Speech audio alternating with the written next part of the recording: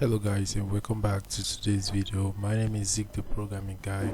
In today's video guys, I want to show you how to delete your Distrokid account. It's very easy, so let's get started. The first step to take guys is to go to distrokid.com and sign into your account. After that, you'll find this drop down icon right here. Tap on it and you get all these options. Click on accounts, and then all you have to do from here guys is to scroll down.